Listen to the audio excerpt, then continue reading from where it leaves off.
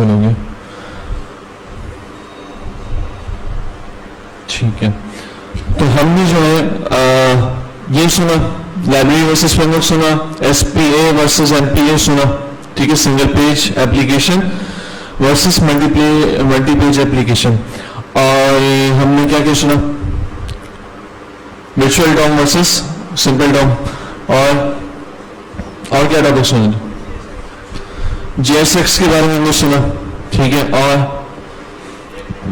और हमने create react app जो स्टार्टर किए थे उसके यूज करने की वजह भी सुनी, और फिर उसके अंदर हमने टोटली ओवरव्यू ले लिया हर फाइल का कि इस फाइल में क्या है, इस फाइल में क्या है, इस फाइल में क्या है। ऐसा ही यहां तक सब पक्के हैं भाई? आवाज नहीं आ रही यार? हाँ, ठीक है, तो ये चीजें आज हमारी हो चुकी है, और साथ ही साथ हमने मजीद थोड़ा आगे बेसिक्स को भी देखना स्टार्ट किया है। तो उनका कुछ आज ओवरव्यू लेते हैं, स्टार्ट करते हैं। The road to learn React दिख रही? हाँ, ये रही।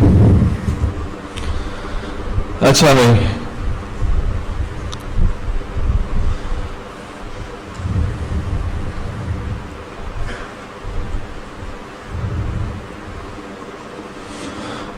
चैप्टर वाइज देखें तो फर्स्ट चैप्टर में हमने और ये फाइल स्ट्रक्चर हमने देख लिया, NPM के बारे में सुना, नोड के बारे में सुना, ठीक है, और क्या क्या सुना भैया, इस फाइल के बारे में सुना कि इस फाइल में हो क्या रहा है,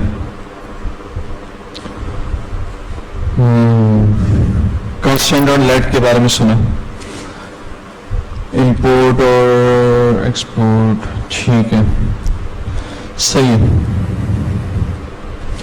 अब हमने वेरिएबल्स के बारे में सुना, एक क्लास में नहीं सुना, एक क्लास में सुना, ठीक है, कल की क्लास में सुना, तो आज इसको फिर दोहरा लेते हैं थोड़ा। अपनी फाइल्स खोलते हैं, हमारी फाइल दिख रही है भाई, रिएक्ट सेलानी रिएक्ट, और इसको हम app.js को खोलते हैं और कुछ अब इसमें काम करते हैं। अब हमने ये तो देख लिया कि नॉर्मल सी JSX को किस तरह से रेंडर करना है, ठीक है, यानी रेंडर का ये फंक्शन है, ये रेंडर का फंक्शन ये जावास्क्रिप्ट का अपना फंक्शन है या कुछ और मामला है?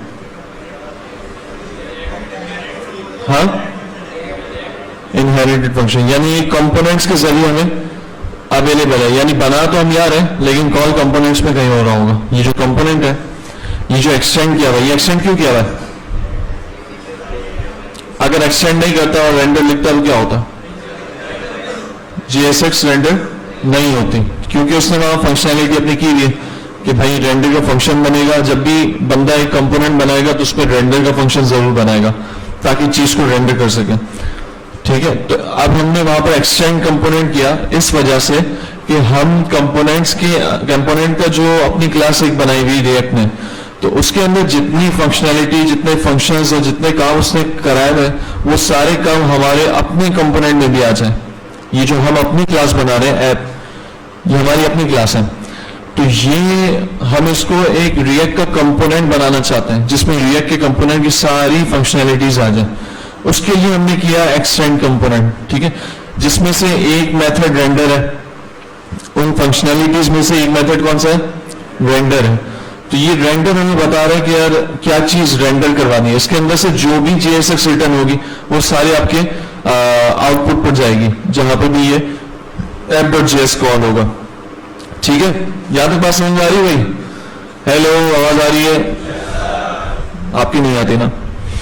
अब हम चलते हैं कुछ अच्छे काम पर, वो ये कि वेरिएबल के अंदर कोई वैल्यू स्टोर करवाएं, अब वो वेरिएबल को यूज करते हुए हमें रेंडर करवाना है, तो वो काम कैसे होगा? आसान है, जैसे कि constant text is equals to hello React, सही।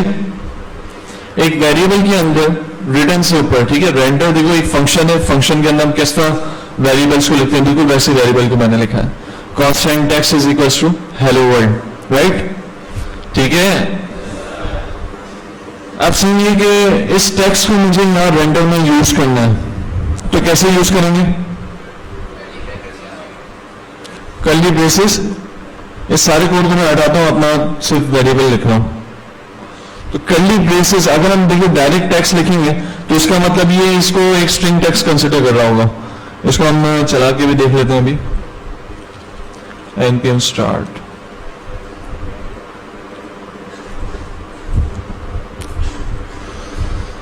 तो मैं ये कह रहा था कि अगर ये डायरेक्ट आप टेक्स्ट लिखते हो तो उसे टेक्स्ट कंसिडर करेगा, यानी स्ट्रिंग कंसिडर करेगा, और टेक्स्ट आपको आउटपुट पे दिखा रहा होगा। जबकि अगर आपको इसको एज अ वेरिएबल यूज करना हो, आप ये चाह रहे हो यार ये टेक्स्ट नहीं बल्कि इसके अंदर जो वैल्यू पर है वो आ जाए, तो आप उसके लिए आप लगाते हो कर्ली ब्रेसेस। क्या लगाते हो? Curly braces. यानी कोई भी हमें जावास्क्रिप्ट की एक्सप्रेशन लिखनी होगी जेएसएक्स में तो उसके लिए हम कर्ली ब्रेसेस लगाएंगे। जैसे कि टर्नरी ऑपरेटर लगा दिया, तो टर्नरी ऑपरेटर इसलिए लगाया कि कभी फुला वेरिएबल ट्रू हो तो ये चीज रेंडर कर, और जब फॉल्स हो तो ये चीज रेंडर कर। तो ये टर्नरी ऑपरेटर के लिए भी आपको कर्ली ब्रेसेस लगाने पड़ेंगे।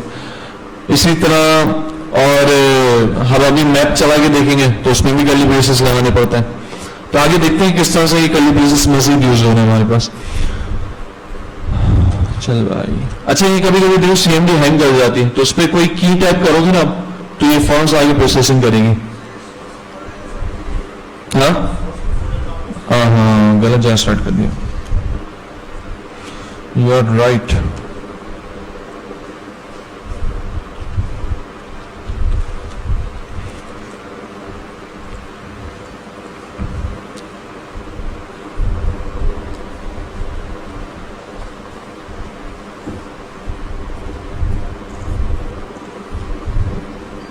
ठीक है भाई, अब चेक करते हैं इसको कि इसके अंदर क्या मामला है।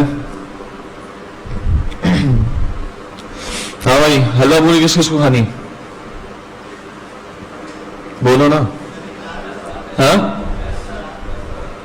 अरसलान भाई, किस किस को खानी है बता दो यार, हाथ उठा लो जिस किसको खानी बता। अरे बाकी में नहीं खानी? मंगवाने का नहीं हो रहा, जाके खाने का हो रहा है। किस किस को खानी? हाथ मत डालना। अच्छा चले आना, बादल भी मिल ली, खा लेना।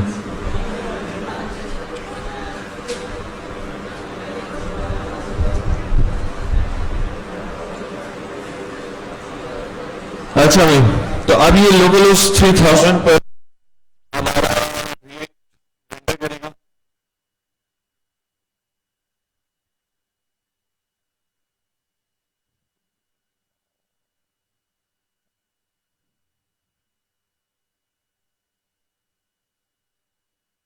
टाइम भी कोई लेता है यार।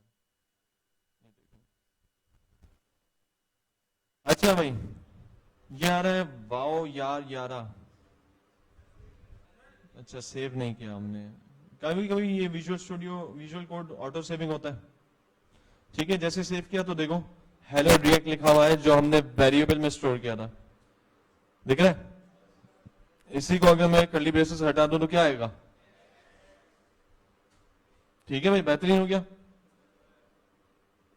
इसके बाद अब वेरिएबल स्टोर हो गया। अच्छा, इस पे जाने से पहले कुछ ये डिस्कस करते हैं।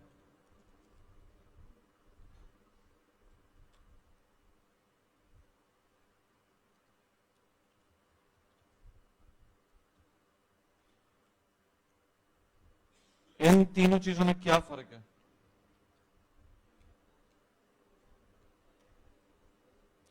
हाँ भैया,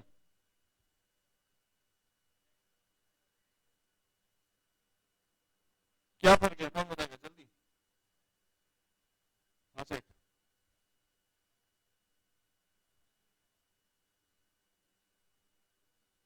जोर से बोलो।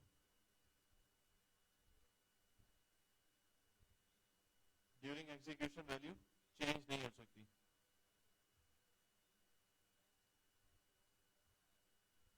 ठीक है,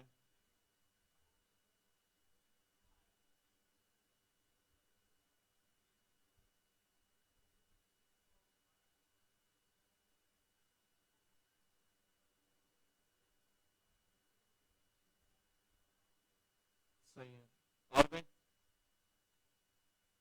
बताओ भैया, यहाँ से बताओ कोई जल्दी बता दो। अरे कांस्टेंट बार लेट पहले भी पढ़ा हुआ यार, एक और बंदा बता रहा कोई, खड़े होके बताओ।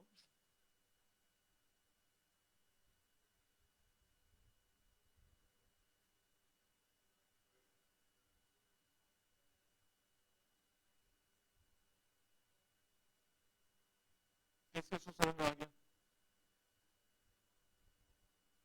उनका भी समझ नहीं आया? किस किस को आया, किस किस को नहीं आया समझ में? अरे भाई जब पूछता हूँ आया तब भी नहीं बता रहे, नहीं आया तभी नाराजगी है क्या? बताओ ना, समझ में आया? किस किस को नहीं आया समझ में ऑनेस्टली? हाथ उठाओ, कोई मसला नहीं है। बाकी सबको समझ में आ गया?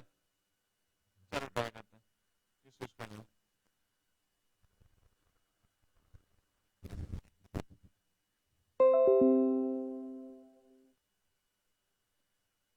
जो कल आए थे उनके अलावा बाकी से सवाल है, ठीक है?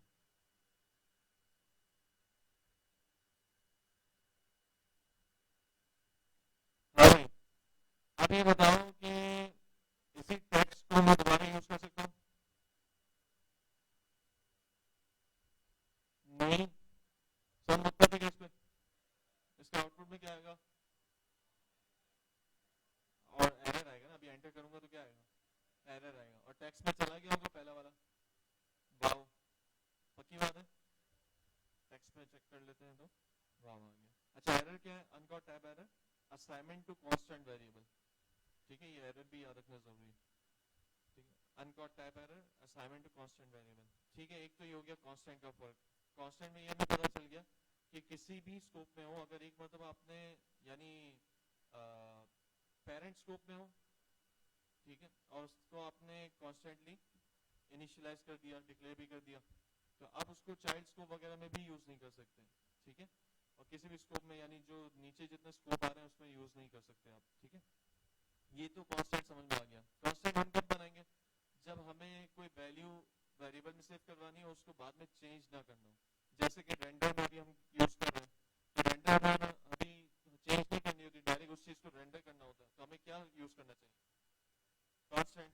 क्या यूज करना चाहिए? कांस्टेंट, ठीक है? तो अब ये प्रैक्टिस करनी है आपने कि जब भी रेंडरिंग कर रहे हो या कोई भी वेरिएबल लिख रहे हो जो आपको आगे जाके उसकी वैल्यू चेंज करनी ही नहीं है, तो आप क्या यूज करोगे? कांस्टेंट, राइट है? हाँ भाई, कोई बोल रहा था? आवाज नहीं आ रही? आवाज, hello, desktop audio mic, hello,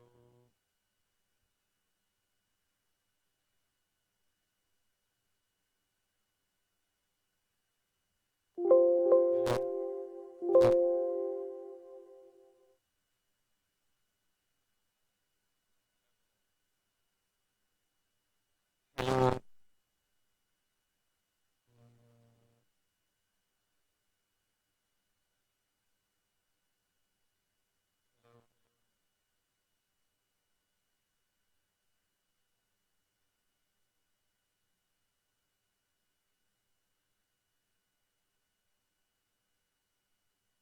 hello, yes सुने भाई, सुने भाई, वो लाइव से कमेंट्स आ रहे हैं कि भाई वो आवाज नहीं आ रही, ऑडियो नहीं आ रही।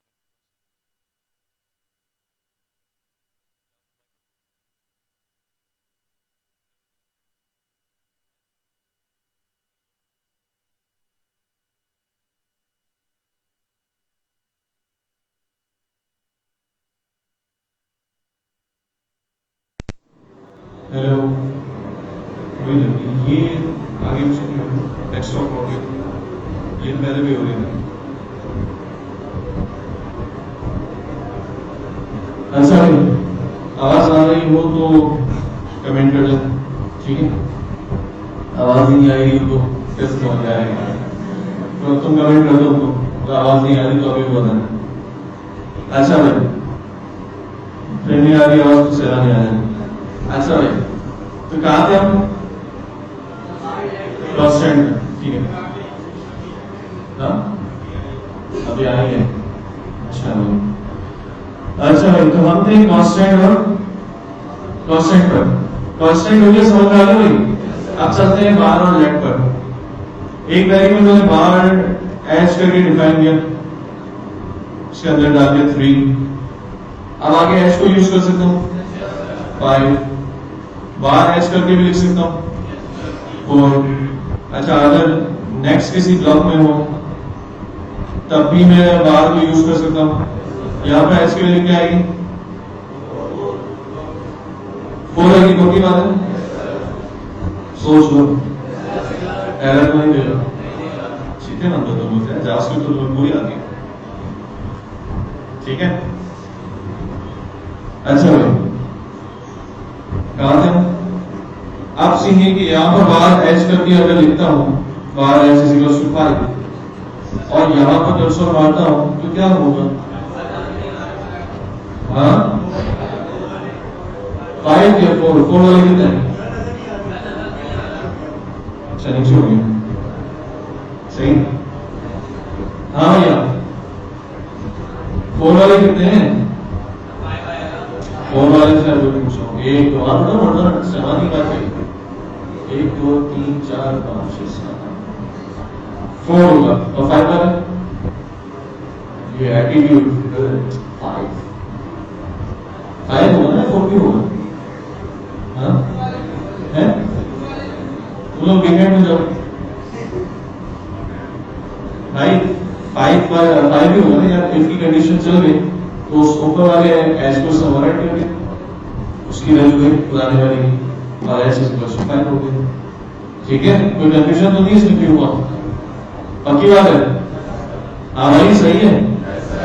अब ये तो हो गया बार का मतलब। अब यही सीन मैं लेट से करता तो क्या होता?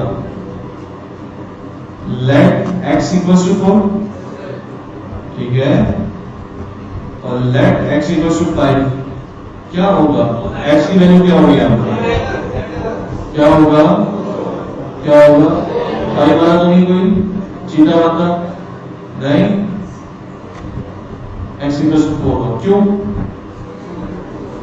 क्योंकि लेट हमेशा स्कोप वाइज चलता है। किस तरह चलता है भैया? स्कोप वाइज से क्या होना? यानी ब्रैकेट्स की बात हो रही है, ब्लॉक्स। ठीक है, ब्लॉक्स की बात हो रही कि देखो, स्कोप भी मैं नहीं कहूंगा, स्कोप देखो पेरेंट्स को होता है, चाइल्ड्स को होता है। यहाँ पर ब्लॉक्स की बात हो रही है, ठीक है। तो ये ब्लॉक्स जो है ना, यानी ब्रैकेट्स की बात हो रही है। अब इफ का ब्लॉक है, फॉर का ब्लॉक है, ठीक है, कोई फंक्शन का ब्लॉक है, ठीक है, जो कि चाइल्ड्स को भी हो जाएगा। अब ये सारे मामला जब आते हैं ना, तो लेट बोलता है कि मैं जिस ब्लॉक में हूँ बस उसी ब्लॉक की वैल्यू डिवाइड होगी मेरी, बाकी जो ऊपर नीचे ब्लॉक आ रहा है उसका मुझे कोई हिस्सा नहीं है। लेट का यही काम है, समझ में आ रही? यानी हमने लेट एक्स इक्वल टू 4 जो है वो हमने इफ की कंडीशन के ऊपर इनिशियलाइज और डिक्लेयर किया। ठीक है, सही है। और इसके बाद फिर मैंने कंडीशन लगाई, उसमें ब्लॉक लगा, ब्लॉक में लिखा कि लेट एक्स इक्वल टू 5। अब ये ब्लॉक के अंदर जो है ना एक्स को नई तरीके से इनिशियलाइज करता है। ब्लॉक के अंदर तो मुझे एक्स इक्वल टू 5 मिलेगा, लेकिन ब्लॉक से जैसे ही बाहर जाऊंगा तो वही पुरानी वाली वैल्यू को वो रिपीट करेगा। यानी बार और लेट की डिफरेंस हो रहा है कि बार जो है वो उसमें ब्लॉक का कुछ अता पता नहीं होता, उसमें जहां हमने डिफाइन किया उसके अगले ब्लॉक में आपने उसको चेंज कर दिया तो ऊपर वाली वैल्यू सबको चेंज कर देगा। जबकि लेट में ऐसा नहीं है, लेट में इनिशियल वैल्यू ही रखेगा और उसके बाद किसी ब्लॉक में जाके चेंज किया आपने तो वो चेंज नहीं करेगी, बल्कि वो नया वैल्यू इनिशियलाइज होगा उस ब्लॉक के लिए, उस ब्लॉक के लिए ही वो इनिशियलाइज होगा और वहीं पर वो मिलेगा। बात समझ आ रही? हाँ भाई।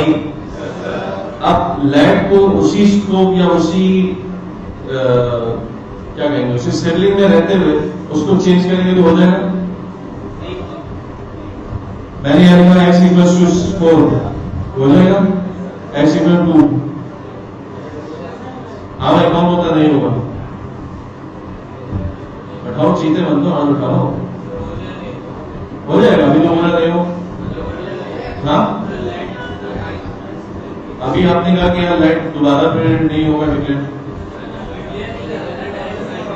हाँ, असाइनिंग कर रहे हैं तो असाइनिंग हो जाएगी, लेकिन दोबारा लेट कीवर्ड के साथ आप यूज करोगे तो एरर दिखेगा, जबकि बार के साथ यूज करोगे तो एरर दिखेगा।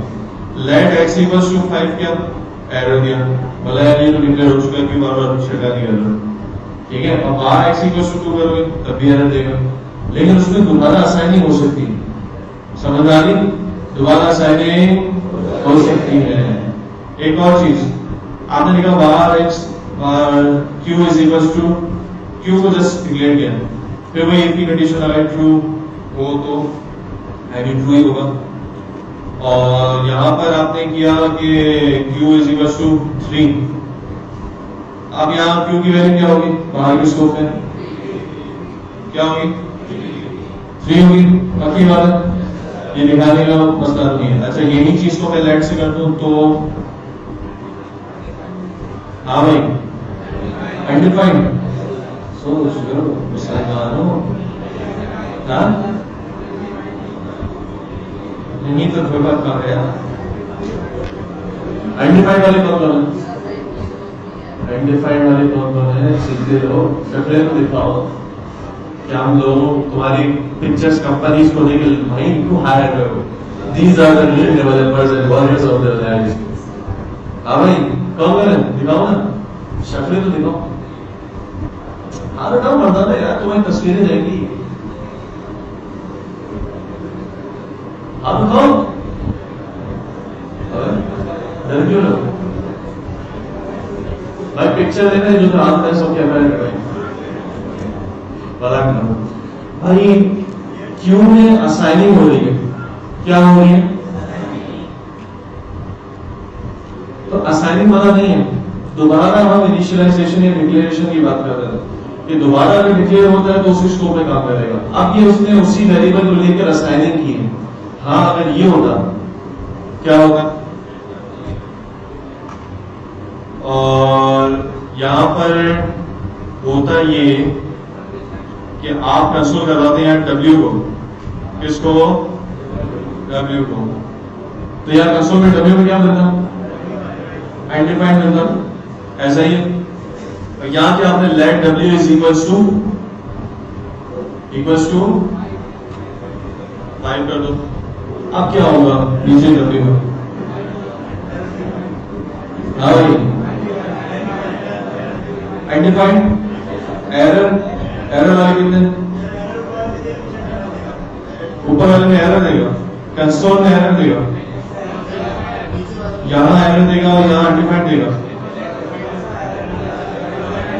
सोचो सोचो भाई, जल्दी नहीं, दिमाग जो है ये चीज है, सुनो सुनो इसके अंदर थोड़ा झांको, हाँ भाई इख्तलाफात हो गए मुफ्तियां निकाल के दे, हाँ भाई पहले कंसोल में क्या आएगा, सबसे पहले कंसोल में अनडिफाइंड, चेक कर लिया नहीं किया ना, ठीक है, और अगले कंसोल में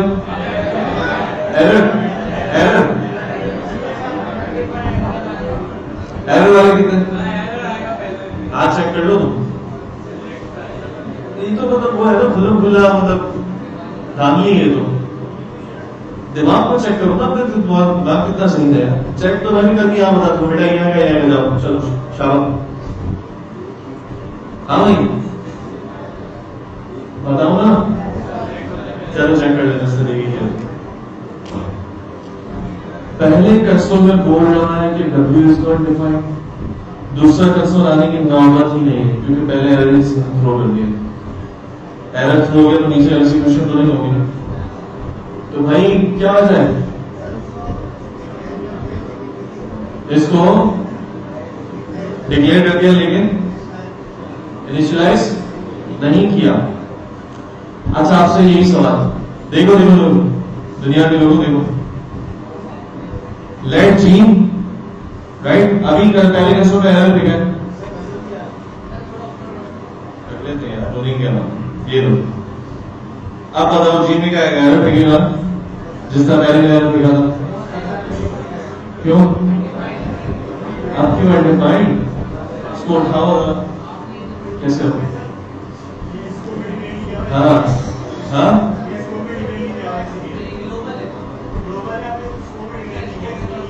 स्कोप में डिक्लेयर नहीं किया भाई, क्या है एरर आएगा, क्यों अनडिफाइंड, पहले 100 बोल देते, 1000 बताओ ना। हाँ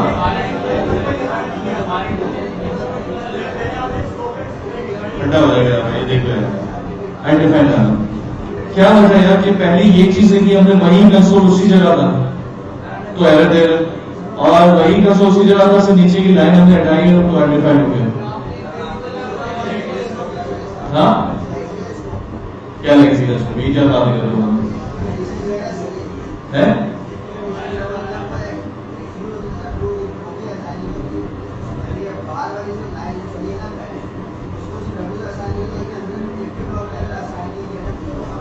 एफ के ब्लॉक में डब्ल्यू को असाइन नहीं किया भाई। सीन ये है कि लेट डब्ल्यू कर दिया आपने, उसका डब्ल्यू में क्या है आइडेंटिफाइड है, ठीक है। अब इसने चला है जो कंसोल किया डब्ल्यू को, क्या कंसोल किया भैया डब्ल्यू को। देखो हमने ये बात की थी कि एक एग्जीक्यूशन के दो फेजेस होते हैं, एक लेक्सिकल फेज होता है और एक जो नॉर्मल एग्जीक्यूशन होती है जावास्क्रिप्ट की। लेक्सिकल फेज में वो क्या करता है कि जितने भी वेरिएबल्स जो है वो डिफाइन होते हैं कंडीशन के अलावा, जितने भी वेरिएबल्स क्या होते हैं डिक्लेयर और डिफाइन होते हैं, तो उसमें से उनकी डिक्लेरेशन उठा देता है, ठीक है, इफ एल्स के ब्लॉक के अलावा, क्योंकि इफ एल्स का ब्लॉक कंडीशन पे चलने वाला होता है, कभी ये चल सकता है या फिर ये चल सकता है, तो वो उसकी डिक्लेरेशंस नहीं करता, बल्कि वो ऊपर जितने स्कोप में डिक्लेरेशंस हो रही होती है या फंक्शन में भी डिक्लेरेशन हो रही होती है, डिक्लेरेशंस मतलब let x equals to या let x कॉलन सेमीकोलन, यानी सिर्फ वेरिएबल को आपने डिक्लेयर किया, इनिशियलाइज किया, ठीक है। तो ये वेरिएबल की जो डिक्लेरेशन है ये वो उस पहले फेज में कर लेता है लाइन बाय लाइन कोड चलने से पहले, ठीक है, लाइन बाय लाइन कोड चलने से पहले उसको क्या हुआ, ठीक है। तो अब यहां पर जब ये आया, ठीक है, तो डब्ल्यू को उसने इनिशियलाइज कर दिया था, ठीक है, और हमने जब ये लेट हटा के चेक किया तो जब W इनिशियलाइज हो गया, एग्जीक्यूशन फेज की जब बात करते हैं तो W में आइडेंटिफाइड पड़ा हुआ है और इनकी कंडीशन में आया तो W उसको क्या मिला, क्या मिला आइडेंटिफाइड मिला, ठीक है। अब चूंकि उसको अपने स्कोप में कोई वैल्यू नहीं मिली तो उसने वो वाले स्कोप की उठा ली वैल्यू। अब सीन ये कि अब हमने लगा दिया अंदर let x W equals to 5, ठीक है, लेट क्या लगा दिया W इक्वल्स टू 5 लगा दिया। अब इसने जब ये सबसे पहली एग्जीक्यूशन वो कर रहा होगा, लेक्सिकल फेजिंग कर रहा होगा, यानी सिर्फ इनिशियलाइजेशन सारे वेरिएबल्स की कर रहा होगा, फंक्शंस की कर रहा होगा, तो उस वक्त क्या होगा, उस वक्त W तो ऊपर वाला आइडेंटिफाई होगा लेकिन अंदर वाले के लिए सेट नहीं कर पाएगा। लेक्सिकल फेजिंग इनकी कंडीशन के अंदर नहीं होता क्योंकि वो कंडीशन पर चलना होता है, तो पहले से अंदर अगर आपने जितने भी वेरिएबल्स बनाए हो और आगे जाके वो इनकी कंडीशन नहीं चलती तो वो वेरिएबल्स तो रिडंडेंट हो गए, बेकार हो गए, वो तो किसी काम में नहीं गए, तो उसकी इनिशियलाइजेशन नहीं होती, डिक्लेरेशन नहीं होती। तो अब ये लेट W इक्वल्स टू 5 जो है, इसकी वजह से इसने जो है ऊपर वाले W को भी बोला कि अल्लाह हाफिज कि आपकी कोई हैसियत नहीं है। एरर क्यों आया, अनडिफाइंड क्यों नहीं आया?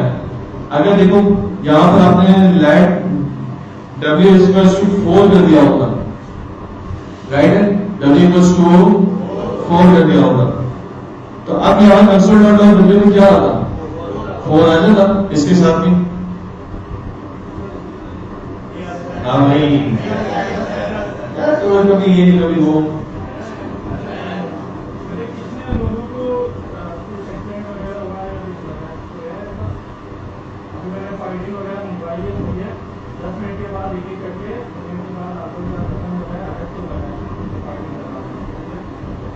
एक्सीडेंट आपकी शक्लें तो इनकी ऐसी नहीं लग रही, कुछ कुछ लग रही है किसी तरह।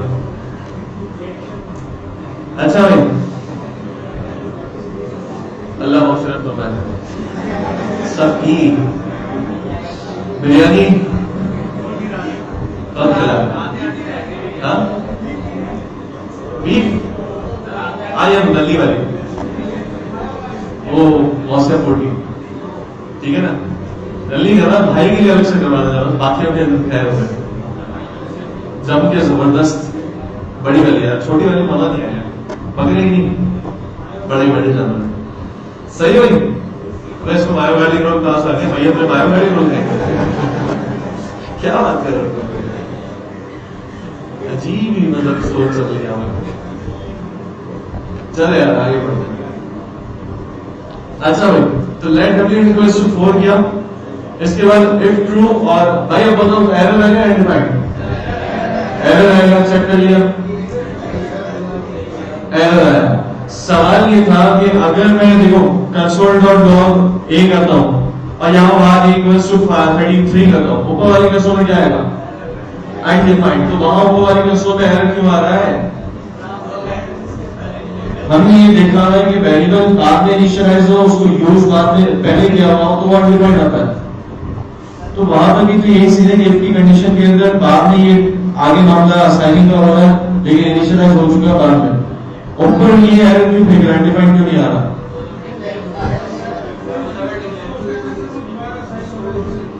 अबे यार अचीवमेंट दोबारा असाइन हुआ है, यहाँ पर भी तो एक चीज असाइन हो रही है यार, तो इसके अंदर करके एहसान किया मैंने, हाँ?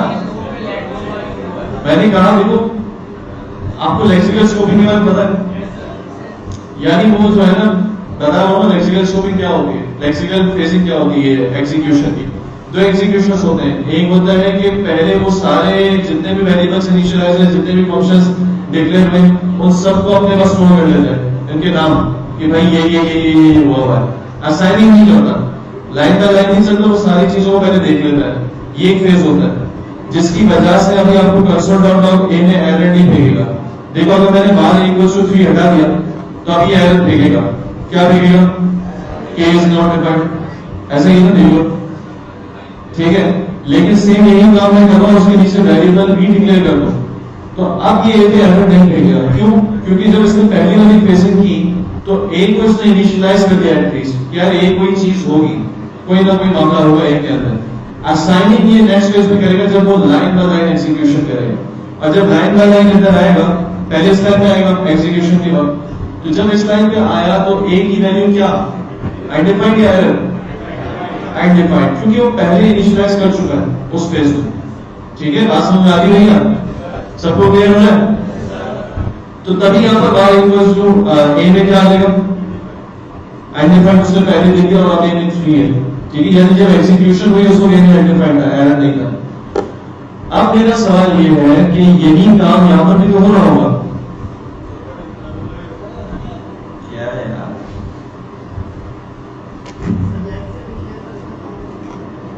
उस कंसोल में क्यों अनडिफाइंड नहीं आ रहा, क्यों एरर आ रहा? सेम काम वही होना है, वहां पर भी वही सेम काम होगा कि पहले अपने कंसोल में दिया और नीचे उसको अपने इनिशियलाइज और डिक्लेयर किया, असाइनिंग की। लेट दो दफा, अरे यार ये ले लो बस, खुश हो गए? अब बताओ, नहीं अब बताओ, बात खत्म करो, अब बताओ। हाँ अच्छा, नेक्स्ट डिक्लेयर करते बाहर कर दिया, वो अनडिफाइंड आएगा, हाथ खड़े करो, चेक नहीं करना यार, तो सब इससे बताओ, तो ऐसे चेक करके बता भी दोगे तुम्हें यार रिजल्ट है तुम किसी का, मतलब बगैर चेक करके अपने माइंड के लिए बताओ ना यार। हाँ है एरर निकाल क्यों है? हाँ लेट मार रहे, हाँ एक बंदा बोले, हमने अभी कहा भाई इफ की कंडीशन, एल्स की कंडीशन, जितनी भी कंडीशंस है उसमें लेक्सिकल फ्रेजिंग नहीं होगी, होगी या नहीं? नहीं होगी, समझ में आ रहा है? इस वजह से वो जब इफ की कंडीशन में आएगा तो वो इफ की कंडीशन में आते जब आ रहा होगा तो कौन सी फ्रेजिंग होगी, लेक्सिकल या एक्सिक्यूशन?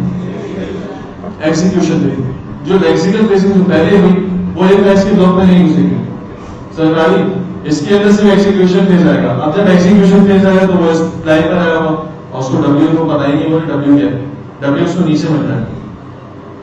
बात कुछ कुछ क्लियर हो रही है भाई? देखो सुनो, एक और आपसे ही सर, ये सैलानी का रूम है, ठीक है, सैलानी का रूम है, इमरान मुसाफिर सीढ़ी नीचे, ठीक है, वहां से अली भाई है, सॉरी वो देखने के लिए कौन रहा है, ठीक है ना, फुल टाइम, तो फिर देखने के लिए कौन रहा है, अब इमरान उसको देखेगा, एक तो ये अली भाई बारी बारी हर सीट पे जाके देखेंगे कि कौन आया कौन नहीं आया, और एक वहां से देख रहे पहले वहां से देखेंगे कौन कौन आया, ठीक है, तो उनको काली वाली चीजें दिखती होंगी, यानी बीच के बाद लेते होंगे, ठीक है।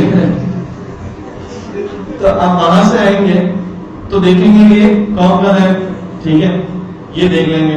ये हो गई लेक्सिकल फेसिंग, सबको इनिशियलाइज कर लिया कौन कौन आया, ठीक है, लेकिन सीट के अंदर ये और चूहा नहीं दिखेगा क्योंकि इसकी कंडीशन के अंदर है, ठीक है, किसके कंडीशन के अंदर, इसकी कंडीशन के अंदर, इसको इनिशियलाइज नहीं कर पाएगा, ठीक है। और जब ये फिर एग्जीक्यूशन बेस कर जाएगा तो ये स्लाइस शुरू करेगा, और जब इधर आएगा तो ऐसा नहीं डरा देगा, मैं हूं पहले नहीं बताया तुमने यार, अजीब बंदा है, अब एरर आ जाएगा, क्यों, क्योंकि पहले इनिशियलाइज नहीं हुआ था और उसने अपने कंसोल पहले माना हुआ। क्या करते हो, ऐसा नहीं करना चाहिए, गलत, किसी तरह ऐसा क्यों करते हो, अच्छा लगता है, खुशी हो जी बंदे यार, ठीक है भाई, हाँ भाई, आप बात समझ में आई कुछ, ये मसला है, ये है, अच्छा, गुड कैच, किस कंपनी में बना नाम हो,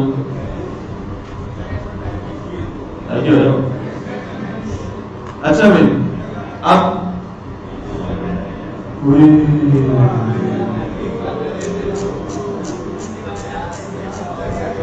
सारे कॉन्सेप्ट मिले हो गए, प्यारे एग्जाम्पल दे दिया, और भी मेरे में चेक कर, आपके भाई का लगी, ओ अरे वो क्या बात की थी यार, हाँ,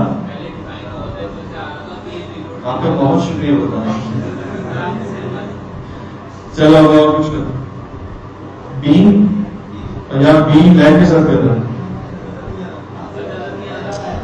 जिंदगी में यही लोग जो नजर नहीं आ रहा, आप ऐसा देगा, हाँ भाई चेक करें, 3 2 1 0.5 0 तालियां उसके लिए, इसका पक्का बंदे ने लाइट वाला बताया था यार, लाइट की वजह से ऐसा हो रहा है, तो भाई लाइट की वजह से ऐसा होगा, बाद की वजह से ऐसा नहीं होगा, सीधी बात, know what talking about that, हाँ भाई, हो सकता है भाई से भी गलती हो सकती है, मतलब यहाँ बैठा तो वो तो नहीं, मतलब कि वो यूं मतलब ऊपर वाली चीज, ठीक है ना, तो भाई वो मामला नहीं है, मामला लाइट वाला मामला है, ठीक है ना, तो लाइट में अगर आपने डिफाइन किया उससे ऊपर आपने कंसोल वाले में तो वो इशू देगा, अच्छा ये इशू फिर उस पर भी देगा, नॉर्मल फेजिंग में भी देगा, यानी अगर हमने लेट एक्स इससे पहले कंसोल किया हुआ कंसोल डॉट लॉग आई, और यहाँ पे let I equals to 3, error देगा। अच्छा ये पता चला कि जो वो वाली फेजिंग है कौन सी, लेक्सिकल फेजिंग है, तो वो लेट के साथ इस तरह से बिहेवियर नहीं करेगी, लेट के लिए उसको एग्जीक्यूट होना जरूरी है, ये मामला है, ठीक है भाई।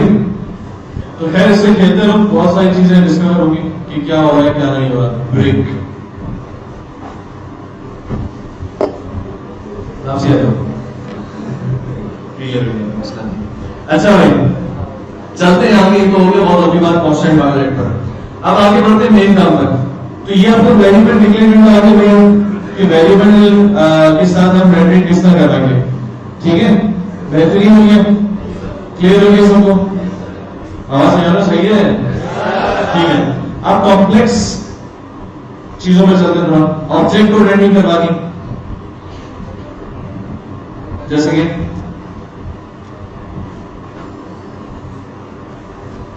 अब ये किसका रेंडर होगा, टेक्स्ट डॉट नेम, इसमें कोई इशू तो नहीं किसी को, आसान सी चीज है, ये क्या हो गया, सही आसान सी चीज है, टेक्स्ट डॉट नेम करके और ट्राई करो, एनजी से नहीं किया था, कर तो दिया, ऐप डॉट जीएस नहीं किया, ठीक है भाई, ऑब्जेक्ट्स की रेंडरिंग आ गई, कोई इशू तो नहीं,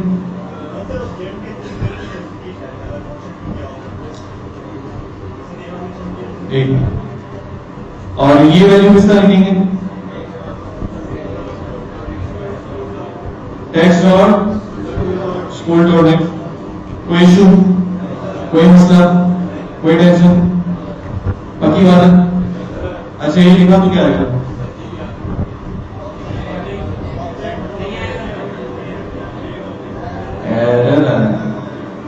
सही चीज तो लिखो, मतलब इतनी मुश्किल से लाइब्रेरी बनाई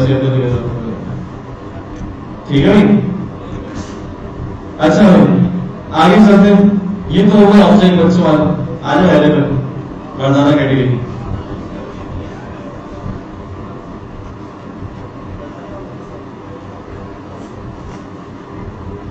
हाँ भाई अब इस हैरी को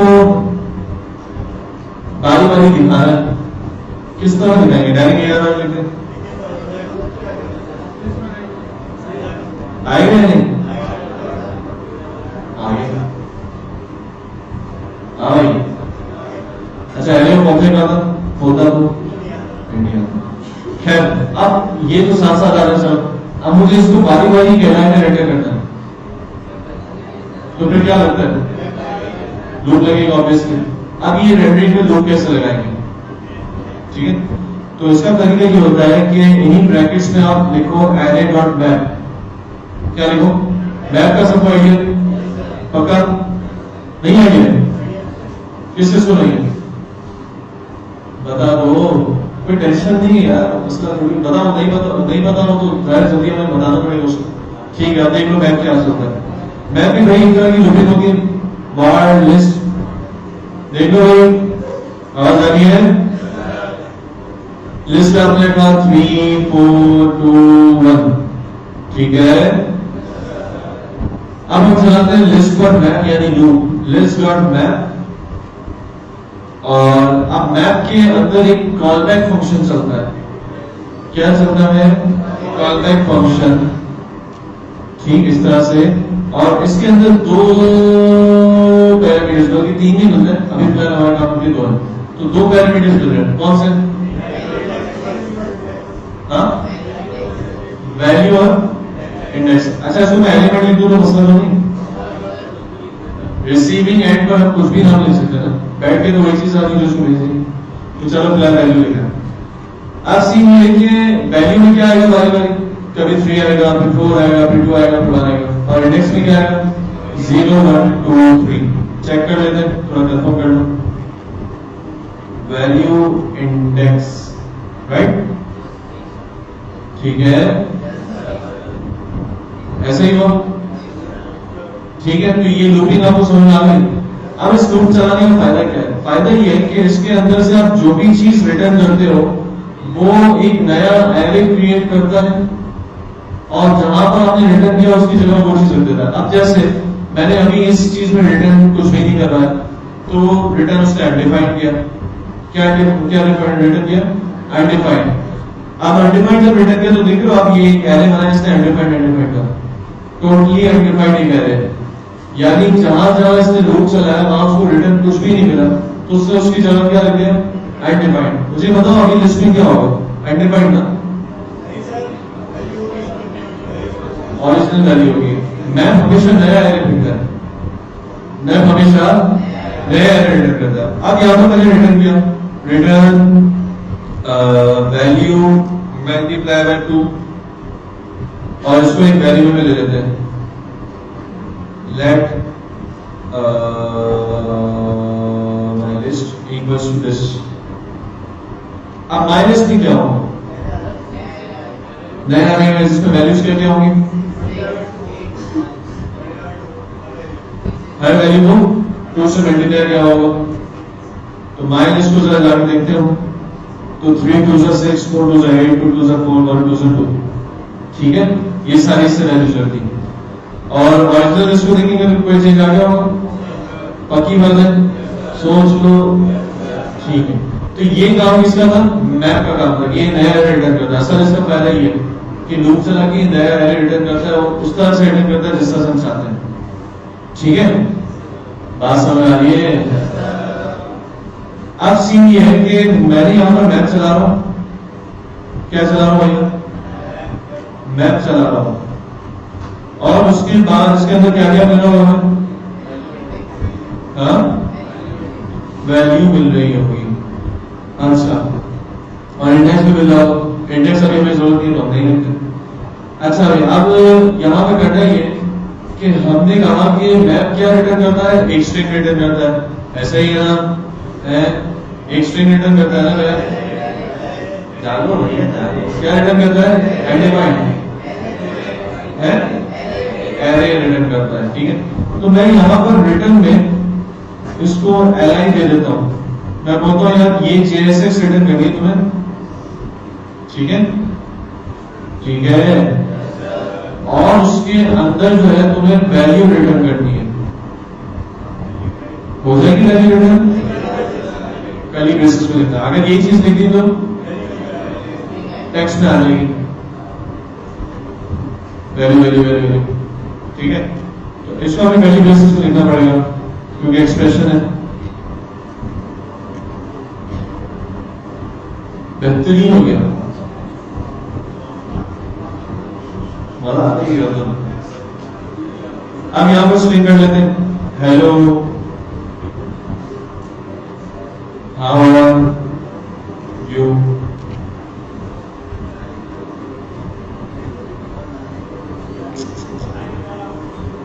हाँ, चाय चाय पी, और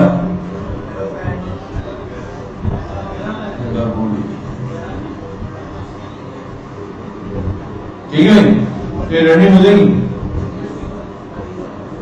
बेहतरीन हो गया।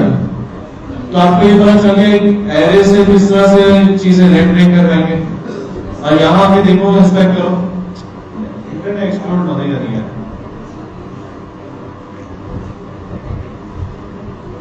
यहाँ आके आप जरा मामला देखो तो एरे बन चुके हैं, ऐसा ही नहीं है। अब एरे ही हमें यूआरएल जैसे नहीं मिलते तो इससे ऊपर यूआरएल ऐड कर देते हैं। ठीक है, ठीक है, तो यूआरएल करेंगे तो रेंडरिंग में कुछ इशू दिखेगा, वही चीज रेंडर होगी, वैसे ही होगा, ऐसे ही है।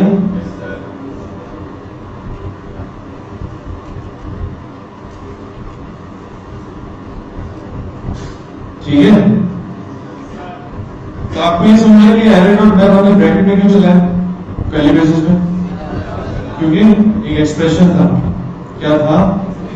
एक्सप्रेशन था। ये बात समझ में आ गई? सबको क्लियर है? बेहतरीन है।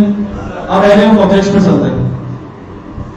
एरे ऑफ ऑब्जेक्ट्स पर चलते हैं, और यहां पर सबके साथ आपने कर दिया नेम।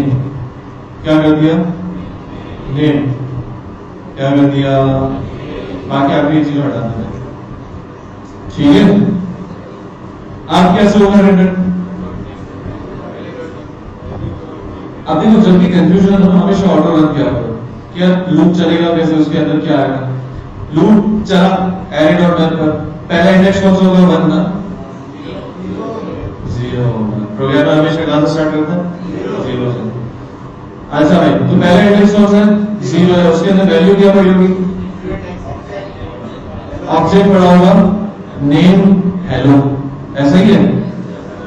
तो अब यह वैल्यू के अंदर मुझे उसकी जो की है उसको लिख के उसकी वैल्यू रिटर्न करनी है, तो क्या लिखूंगा? Value dot name. चीते लोग बैठे हैं यार, तो सब हो गया ना बेहतरीन। ठीक है, बात समझ आ रही है? क्लियर है बात?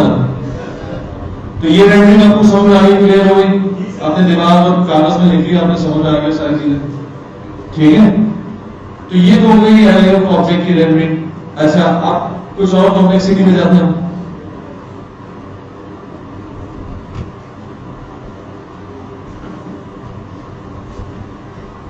टू डूज, आज क्या करना है?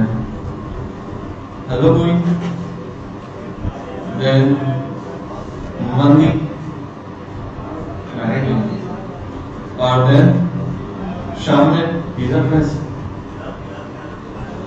और रात में चलो तुम्हें बोल दो, बहुत तुम्हें पसंद है, शदाई हमारे गाली रोज। अच्छा भाई, अब यही टू डूज में ये मामला है और एक और टू डू शेड्यूल आ जाएगा जिसमें जो है आपकी पसंद की चीज होगी, पता होगी ना, झींगा प्रेस और कुछ बताओ, नाश्ते में बताओ, नाश्ते में क्या खाओगे जल्दी, नाश्ते में वाइट ब्रेड अंडे वाला जल्दी बताओ, फ्राई बड़ा अंडा अंडा बड़ा, अरे यार क्या हो गया, अंडा बड़ा, ठीक है आगे जल्दी बताओ, तो क्या नहीं करना है, चाय रोटी खा लो, चला रहे शाम में पकौड़े, बारिश का दिन है तुम्हें खाओ ना ऐसी चीजें रेगड़ी वाली, रात में है, रात में फाका, ठीक है भाई। अब सीन ये है, अच्छा इसका मैं स्ट्रक्चर दिखा दूं,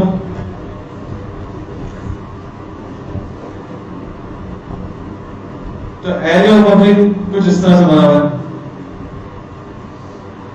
एरिया ठीक है, एरिया के अंदर ऑब्जेक्ट है, ठीक है, और हर ऑब्जेक्ट में टू-डूज की लिस्ट है, क्या लिस्ट है, टू-डूज की लिस्ट है, जिसमें ये पहली कैटेगरी आपकी है शेड्यूल, ठीक है, नहीं आप ये खा लेंगे क्या भाई भाई मतलब कोई अलग थोड़ी, ठीक है भाई, ये तुम खाना और मुझे भी खिलाना, ठीक है, जज़ाकल्लाह, ठीक है भाई, आगे बढ़े। तो अब ये चीज हमें करनी है, यानी जितनी टू-डूज की लिस्ट है, मैं ये चाह रहा हूं कि जो हेलो लिखा हुआ है, ठीक है, उसके एलआई के अंदर, उसके यानी हेलो भी एक एलआई है, उसके एलआई के अंदर एक और यूआरएल वाला एलआई है, उसमें ये चीजें रेंडर हो जाए, यानी नेस्टेड लिस्ट, ठीक है, जो HTML में पहले की थी, अब ये एरर काम करना है, कैसे करेंगे, अब देखो सिंपल से काम है, क्या करना है, यहां पे रिटर्न आप कर रहे हो एलआई वैल्यू डॉट नेम, ठीक है, सही है, ये होने दो, ये तो मानो एंटर, एक तो वैल्यू डॉट नेम में एंटर आएगी, ठीक है, अब हमें क्या करना है, इसके बाद एक और ओएल बना लेते हैं हम,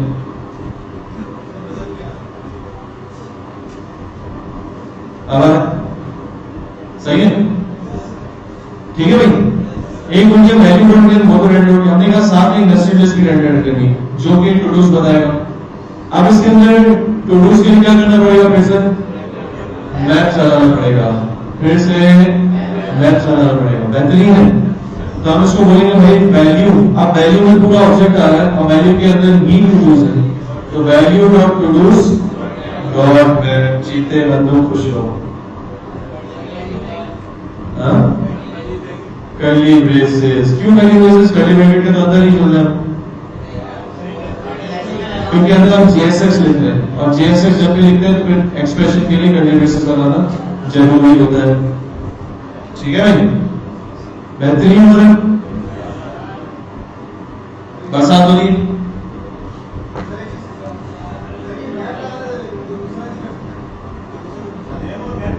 जब मैं भी देखा था कभी, दूसरा ट्राई नहीं किया, ट्राई करना, ठीक है।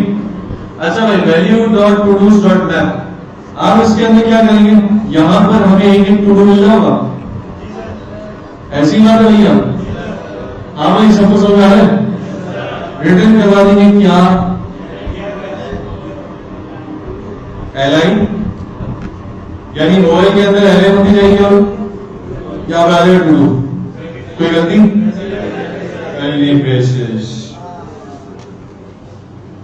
चला गया, सही लिखा कोड, कोई इशू तो नहीं लगा, देख लो नजर स्थानी प्रमाण है,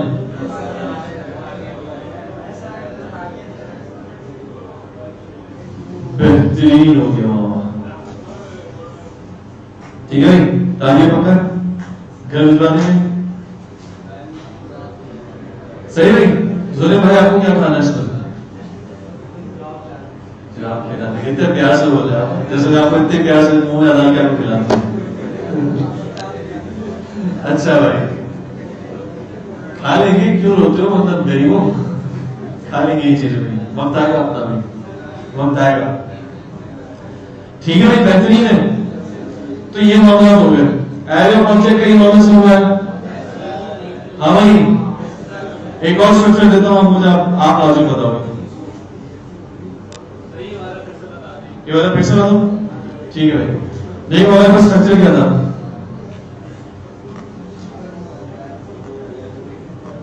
सुनो भाई, दुनिया के लोगों देख लो भाई, किताब को इसको, चलो ये सही। अब देखो हमारे पास क्या था, एरे ऑफ ऑब्जेक्ट, क्या था, एरे ऑफ ऑब्जेक्ट। अगर मुझे इसमें से सिर्फ नेम की वैल्यू को रेंडर करवाना है, हर ऑब्जेक्ट में से सिर्फ नेम की वैल्यू रेंडर करवानी है, तो मैं क्या करूंगा, हाँ, ऑब्जेक्ट एरे डॉट नेम, यानी ये ARR डॉट नेम, ठीक है। तो उसकी वैल्यू में बारी बारी पहले ये ऑब्जेक्ट मिल रहा होगा, देन ये ऑब्जेक्ट मिल रहा होगा, ऐसा है भाई हो। अब सीन ये है कि जीरो इंडेक्स जो है, ठीक है, पहले जीरो इंडेक्स पर आएगा, तो जीरो इंडेक्स वैल्यू के अंदर आ रहा है, ठीक है, वैल्यू ये वाली वैल्यू, इस वैल्यू के अंदर पहले जीरो इंडेक्स का ऑब्जेक्ट आ रहा है, सही है ना। तो अब मैंने उसके अंदर से नेम रेंडर करवाना है, तो मैं क्या लिखूंगा, वैल्यू डॉट नेम, तो वो रेंडर हो जाएगा। इसी तरह वैल्यू डॉट टू डूज में क्या पढ़ा होगा, एरे पढ़ा होगा। तो जाहिर सी बात है, जब मुझे एरे को भी एक एलआई या किसी जेएसएस में रेंडर करवाना है, तो मैं उस पर दोबारा मैप चलाऊंगा, जिस तरह से इस एरे के लिए मैंने मैप चलाया, ठीक है। बात क्लियर हो रही भैया। तो अब इस वजह से मैंने टू डूज पर भी मैप चलाया, value dot todos dot map, value dot todos dot map, तो ये मैंने मैप चलाया।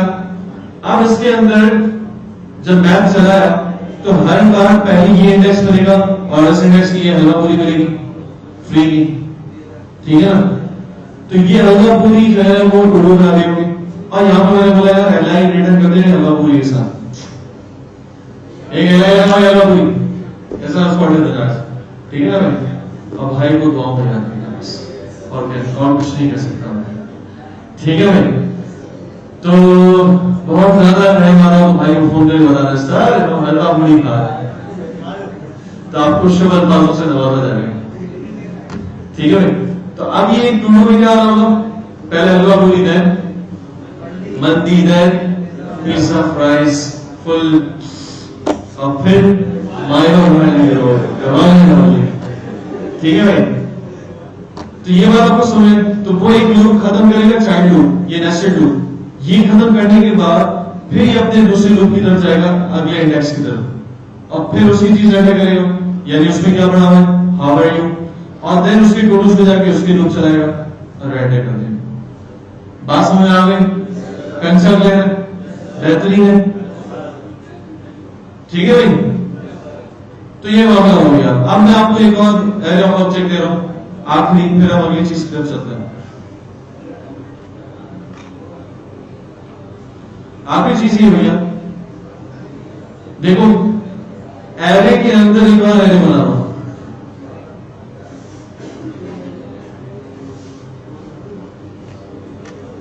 ठीक है। एरे के अंदर कितने एरे, कितने एरे भैया, 3 एरे हैं, ठीक है।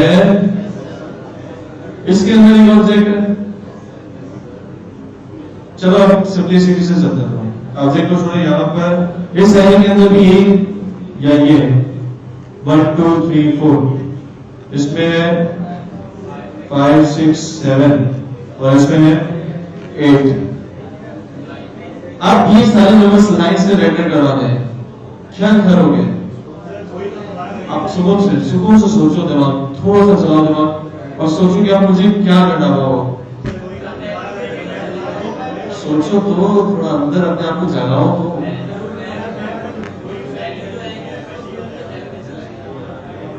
देखो जब भी एरे आएगा तो हमें मैप चलाना जरूरी है, तो यानी एक एरे के अंदर फिर जो मजीद 3 एरे आ रहे हैं, तो उनके लिए मैप चलाना जरूरी होगा। अब ऑटो रन करो जरा, आप इसको भूल जाओ, इसको भूल जाओ। इस एलाइन के अंदर इस वैल्यू में क्या आ रहा होगा? क्या आ रहा होगा? एरे आ रहा होगा। ऐसा ही है, यानी पहले कौन सा एरे आएगा? 1 2 3 4 वाला, देन 5 6 7 वाला, देन 8 वाला। बेहतरीन है। अब इस एरे पर जाहिर मुझे इनको भी अलग अलग एलाइज में शो करना है। अभी किस तरह से व्यू दिखा रहा होगा? यानी ये एक साथ लिखे होंगे, एक साथ लिखे होंगे, एक साथ लिखे होंगे। रिफ्रेश करिए, सेविंग है। ऐसा ही है। अब सीन है कि क्या करना था? हाँ, अब इसमें भी मैप चलाना पड़ेगा। मैंने बोला वैल्यू डॉट मैप और इसके अंदर से क्या रिटर्न करना है? क्या रिटर्न करना है भैया? नंबर नंबर आ रहा हूं, ठीक है।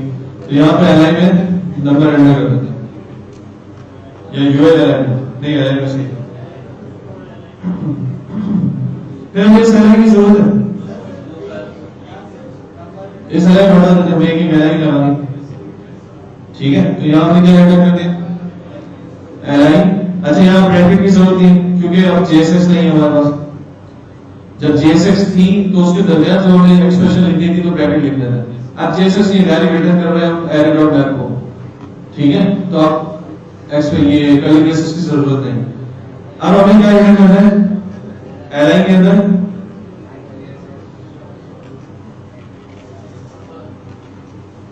कीबोर्ड बहुत हार्ड है, नंबर। ऐसा ही है, हो गया, बेहतरीन हो गया। समझ आ रही है किस तरह से हो? ठीक है, ये वाली आपको क्लियर हो गई। अब इसी के अंदर एरे ऑफ ऑब्जेक्ट होता तो क्या करना हो जाता काम, यानी इसी के अंदर डॉट लगा के आगे वही काम कर देते हैं जो पहले कर रहे थे। मसला में बेहतरीन हो गया।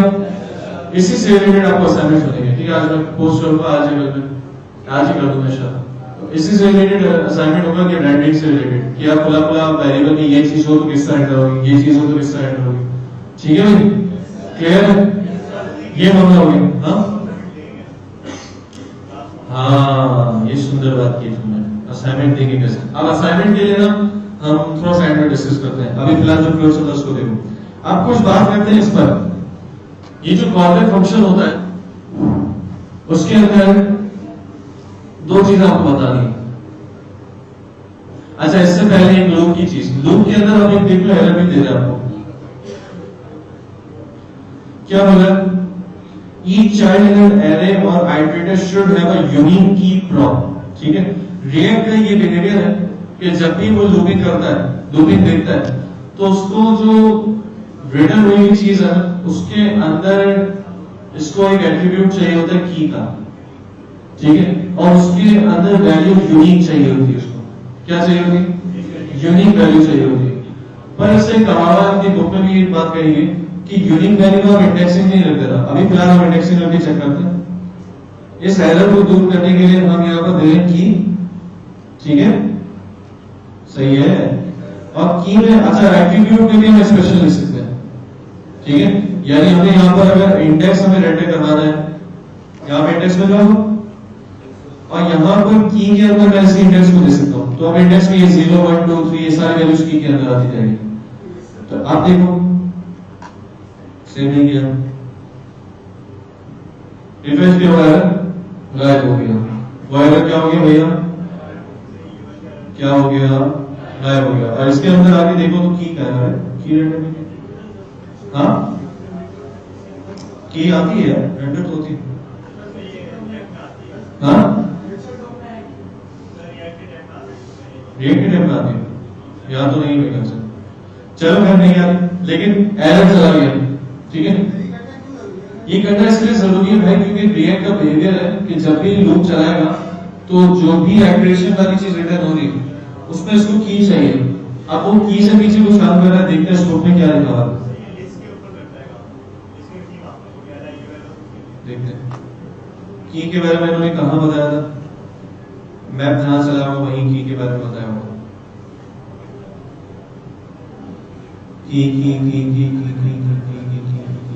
पर इन्होंने एक बात की थी कि की के अंदर आप इंडेक्स कभी नहीं रखना। क्या नहीं रखोगे? इंडेक्स नहीं रखना। आगे यहां पर की के बारे में नहीं है। आगे कहां हो की? देखा भाई कहा है की ऊपर है। कहां है भाई की? यार बड़ा था मैंने की के बारे में। आई थिंक नीचे होगा।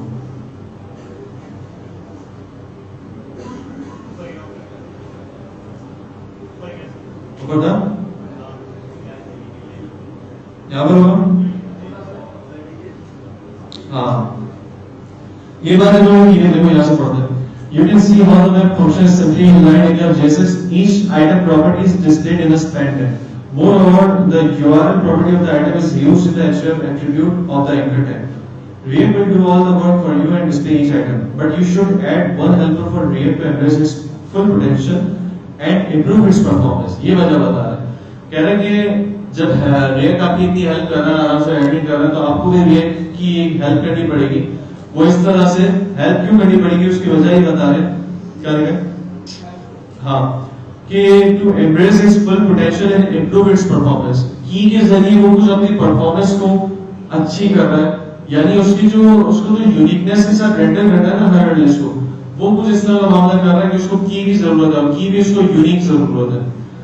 You have to assign a key attribute to each list element. That way React is able to identify, edit, change and remove item when the list changes. हमने virtual DOM की बात की थी, तो virtual DOM में क्या था मामला? यानी वो दोबारा पूरी रेंडरिंग नहीं करता। वो क्या करता है?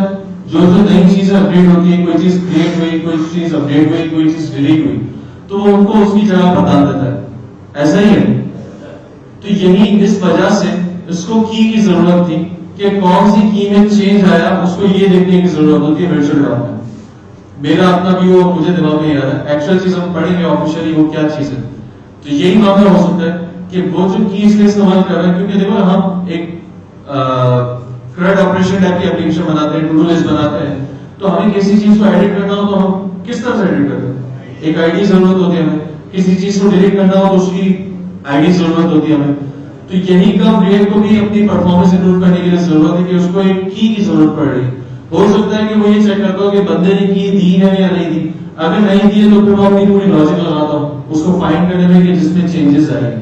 अगर उसको की मिल जाती तो कौन सा उस की को पकड़ के चेंज कर देता हो। मेरे ख्याल से ये मामला होगा। तो की देने से उसके लिए लॉजिक्स में आसानी होती है, एक्स्ट्रा कोड उसको नहीं करना पड़ा, वो की से डायरेक्ट कोडिंग से मामला निपटा रहा है। बात समझ आ रही? तो इस वजह से इनको की यूनिक देना जरूरी है। ठीक है, यूनिक की देना जरूरी है। आप इंडेक्स यो तो यूनिक होते हैं, लेकिन हो सकता है जब वो एडिटिंग डिलीट कर रहा हूं तो इंडेक्स, चूंकि आपने एक इंडेक्स को डिलीट किया तो वो इंडेक्स ऊपर वाले इंडेक्स पे शिफ्ट हो जाएगा। एरे में से आपने थर्ड इंडेक्स डिलीट किया, आगे फोर्थ इंडेक्स है, तो अब वो फोर्थ इंडेक्स थर्ड इंडेक्स बन जाएगा। तो ये इंडेक्स की डुप्लीकेशन की प्रोबेबिलिटी है, चांसेस है कि यह इंडेक्स डुप्लीकेट हो सकता है। तो इस वजह से इसने कहा कि आप जब भी की बनाओ तो यूनिक बनाओ। अब यूनिक कैसे बना? तो आपको एरे ऑफ ऑब्जेक्ट में हमेशा कोई ना कोई आईडी रखनी पड़ेगी जो यूनिक होगी, और उस आईडी को आप की बनाओगे, उस आईडी को की बनाओगे। ठीक है, जैसे इन्होंने भी यहाँ पर आइटम डॉट ऑब्जेक्ट आईडी दी गई। ठीक है, तो अब एरे ऑफ ऑब्जेक्ट बन रहा है अगर, ठीक है, तो अब उसके अंदर आप क्या दोगे? क्या दोगे बताओ भैया? अंडरस्कोर आईडी दे दो। और आईडी में फॉर एग्जांपल अभी हम ले लेते हैं main.atom। ठीक है, सही है। अगर आप फैचिंग कर रहे हो, एपीआई से डेटा गेट कर रहे हो, तो नॉर्मली डेटाबेसेस में आईडी के बगैर चीजें नहीं होती। ठीक है, आईडी क्रिएट होती है। जैसे फाइबर्स में चले जाए, फाइस्टो में चले जाए, तो वहां पर जब भी एक डेटा पुश होता है तो नई आईडी जनरेट होती है। आप उस आईडी को यहाँ यूज करोगे की के तौर पर। यानी यहाँ पर जब भी लूप चलेगा तो मैं बोलूंगा भाई नंबर, या यहाँ पर अगर वैल्यू लिखा होगा तो वैल्यू डॉट अंडरस्कोर आईडी, या जिसमें भी आपने आईडी सेव करवाई है तो की में उसको लोगे। बात समझ आ रही? देखो रिएक्ट हमें इस्तेमाल करने का मकसद क्या है? एक तो काम आसानी से, दूसरा परफॉर्मेंस भी स्पीडी हो, परफॉर्मेंस भी हमारी वेब की बहुत तेज हो जाए। अब हमें जब एक रिएक्ट मजीद फीचर दे रहा है कि आप की डालोगे तो मजीद आपकी वेब की परफॉर्मेंस अच्छी होगी, तो अब क्यों उसको यूज ना करें? ठीक है, बात समझ आ रही? की के बगैर भी काम चल रहा है, लेकिन परफॉर्मेंस वैसे नहीं होगी जैसे की के साथ होगी। क्लियर हो रहा है भैया? बेहतरीन है। हेलो, आवाज नहीं आ रही है? सेट है सारा मामला? ठीक है, तो आपको की के बारे में समझ आ गया एक चीज। दूसरी चीज जल्दी से समझ लो, चैप्टर की एंडिंग चल रही है। दूसरी चीज ये कि ये जो कॉलबैक फंक्शन होता है, ये जो कौन सा फंक्शन सब बोलो? Callback function. इसमें अगर आप ये ES6 की चीज बता रहा हूं, ये जो कॉलबैक फंक्शन को आप एरो में लिखते हो, ये ES6 का मामला है। हेलो हेलो, क्या हो गया? हाँ, तो अब ये कॉलबैक फंक्शन में अगर आप एक ही पैरामीटर रिसीव कर रहे हो तो आपको ब्रैकेट लगाने की जरूरत नहीं है। एरो फंक्शन में, ठीक है। अगर आप नॉर्मल फंक्शन लिख रहे हो जावास्क्रिप्ट का, इसकी बात नहीं कर रहा। अगर आप एरो फंक्शन लगा रहे हो तो आपको, अगर एक ही पैरामीटर आप लिख रहे हो तो आपको ब्रैकेट लगाने की जरूरत नहीं है। सवाल ये पैदा होता है कि एक फंक्शन और एक एरो फंक्शन में क्या फर्क है?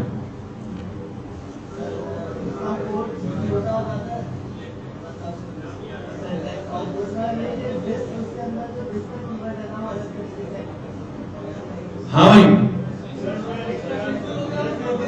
मेन डिफरेंस क्या है? ये दिस क्या होता है? हाँ भाई, करंट ऑब्जेक्ट, ये क्या होता है? करंट आता है उसको।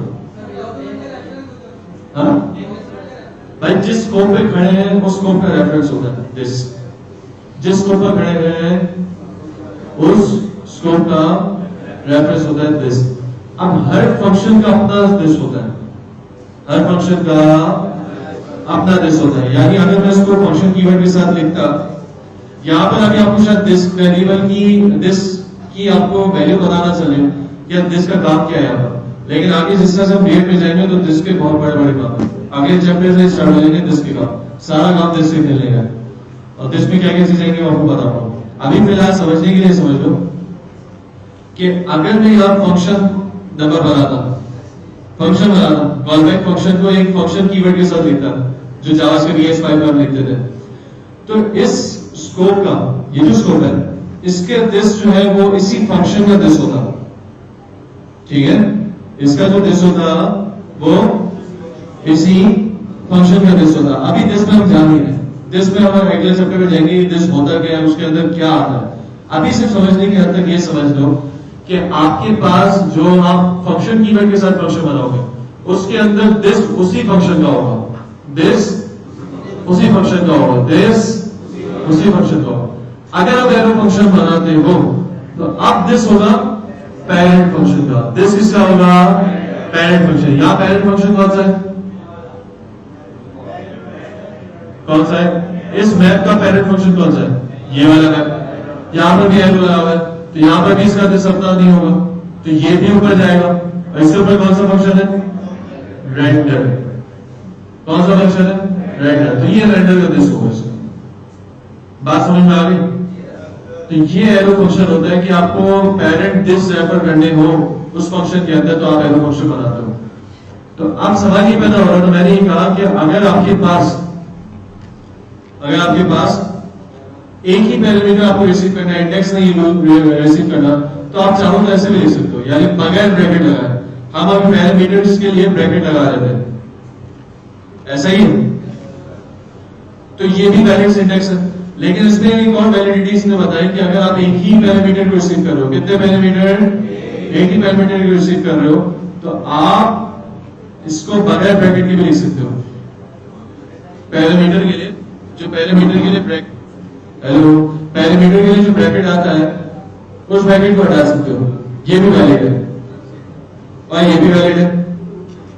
हो सकता है एमसीक्यूज में आ रहा है कि कौन कौन सी चीजें वैलिड है, सारे आपको स्टूडेंट बताए गए, तो आपको सारे चेक करने पड़ेंगे कि यार ये भी वैलिड है, ये भी वैलिड है, ये भी वैलिड है। अब बताओ ये वैलिड है? ये तो वैलिड है ना? ये वैलिड है? नहीं। हमने कहा जब एक पैरामीटर रिसीव होगा तो ब्रैकेट हटा सकते हैं, मल्टीपल पैरामीटर रिसीव कर रहे हो तो फिर ब्रैकेट लगाना जरूरी है, ठीक है? बात समझ में आ गई? बता रहा हूँ बता रहा हूँ, आगे आ रहा हूँ। ये बात आपको क्लियर हो गई? हाँ भाई क्लियर हो गई? आप सीधी है कि अब जैसे हमें यहाँ पर एक ही लाइन रिटर्न करवा रही, रिटर्न हमारा एक ही लाइन में हो रहा है, रिटर्न हमारा एक ही लाइन में हो रहा है, तो हम एक काम नहीं कर सकते इन कर्ली ब्रेसेस को हटा दें, तब भी ठीक है, तब भी वो रिटर्न कर देगा सिंगल लाइन को, और चाहे तो उसको एक ही लाइन में लिख दें इस तरह से और रिटर्न हटा दें। तो अब ये क्या करेगा, जब इस तरह से काम होगा आपको एक ही लाइन में रिटर्न करवाना और छोटे सी एक्सप्रेशन बहुत लंबी लाइन ना जा रही तो आप ये करवा सकते हो, यानी रिटर्न में कीवर्ड हटा के आपने डायरेक्ट ये एलाइन यहां पर लिख दी इस एरो फंक्शन के साथ, तो एरो फंक्शन के साथ जो सिंगल लाइन में चीज लिखी जाए वो ऑटोमेटिकली रिटर्न ही होती है, वो ऑटोमेटिकली रिटर्न ही होती है। तो ये आपको इसलिए बता रहा हूं कि आपकी जो कोडिंग है उसको ज्यादा हम अच्छे तरीके से स्टाइल कर सकें। आप देखो ये कितना जबरदस्त कोड हो गया, जो कोड हमारा इतनी लाइनों में था वो इस लाइन में कितना अप्रोप्रिएट लग रहा है कि नहीं? आप ये जो एडिट और मैप है इस पे मैं सिंगल लाइन कर दूं तो हो सकता है, इसको सिंगल लाइन कैसे करेंगे? रिटर्न हटा के और ब्लॉक कोड हटा दें। अच्छा यहां रिटर्न लगेगा अभी, यहां पर भी रिटर्न नहीं लगेगा, ठीक है? तो यहां से भी रिटर्न हो ही जाएगा और इसको एक लाइन में लिखते हैं तब भी रिटर्न हो जाएगा। हाँ वैल्यू को ब्रैकेट में हटाना चाहता हूं, लेकिन अब ये जब इतनी लंबी लाइन बन रही है ना तब आप सिंगल लाइन नहीं करो, ठीक है? देखो असल ये जो कोडिंग को मैनेज करने का मकसद होता है वो ये होता है कि आपको कोडिंग कर रहे हो, आप 2 साल बाद इस कोड को देखोगे ये लाइन आपको समझ नहीं आएगी और आपको अंदर बिल्कुल बारीक नजर से देखना पड़ेगा, यार इसको मैप चल रहा है इसको मैप चल रहा है, आपको नहीं परेशान होगा। या आपने कोडिंग की, आपने अपने दोस्त से शेयर किया, अब वो देखिए बोले अभी ये क्या कर रहा है समझा तो ऐसे बोलेगा बुद्धि वाले हो ये कोडिंग करते हैं, तो अब ये सीन हो जाएगा। तो असल चीज ये कि आप कोडिंग को स्टाइलिंग अच्छी तरीके से करो लेकिन ऐसी करो कि कॉम्प्लेक्स ना हो जाए। अब ये एक ही लाइन में मैंने 2 मैप चला तो कॉम्प्लेक्स हो गया, तो आप ये मैप को मैप वाला जो सीन है ना उसको इनलाइन नहीं करो, ठीक है? यानी जब नेस्टेड मैप आ जाए तो आप इनलाइन नहीं करो, जब सिंगल मैप चल रहा होता है आप इनलाइन करो, जैसे लास्ट वाले को हमने इनलाइन कर दिया। बात क्लियर हो गई भैया? बेहतरीन हो गया। तो ये कुछ बातें थी आपको समझ आ गई। अब बुक की तरफ थोड़ा देखते हैं, बुक में और कोई चीज है? एरो फंक्शन से ये हमने डिस्कस किया। अच्छा अभी हम यहाँ बुक की एक चीज रीड नहीं कर रहे, आपको एक बात बताऊं कि क्विज जो आपका होगा इस फ्राइडे वाले सेक्शन का क्विज है इस चैप्टर का, और सैटरडे आप लोगों का जो सैटरडे वाले उनका क्विज है, ठीक है? इसी चैप्टर का चैप्टर 1 का क्विज है, इससे रिलेटेड सवाल होंगे। एक और बात बहुत ही इंपॉर्टेंट बात कि एक्सरसाइजेस इंक्लूडेड है क्विज में, जितनी भी एक्सरसाइजेस है कौन कौन सी एक्सरसाइजेस हम देख लेते हैं। पहले इस चैप्टर को देख लेते हैं, ऑटो चैप्टर नहीं है हमारा, आइटम हो गया, आइटम की ये सारे मामला हो गए, देख लो ये चीजें अलाउ है, ये अलाउ नहीं है और ये अलाउ है, ठीक है? सही है भाई? ये चीज हम डिस्कस कर चुके हैं। फिर ब्लॉक बॉडी कह रहे हैं कि आप इसको भी रिमूव कर सकते हो, ठीक है? यानी यहाँ जो ब्लॉक बॉडी आपने लगाई थी उसको रिमूव कर सकते हैं, यानी ब्रैकेट्स की बात कर रहे हैं कर्ली ब्रेसेस की। और इसके बाद ES6 की क्लासेस ये हम डिस्कस कर चुके हैं लैब में, ठीक है? कि क्लासेस बनती कैसे, और वही मतलब नॉर्मली जैसे कंस्ट्रक्टर फंक्शन बनता है तो हम क्लासेस बनाते हैं उसकी वजह, ठीक है? यहाँ पर एक फंक्शन वाली चीज बताई उसको हम नेक्स्ट क्लास में डिस्कस करेंगे, ठीक है? ये फंक्शन बना के जो बताया उसको हम नेक्स्ट क्लास में डिस्कस करेंगे, जिसमें दिस भी आ रहा है, ठीक है? ये भी हमारे लिए अभी इतना जरूरी नहीं है,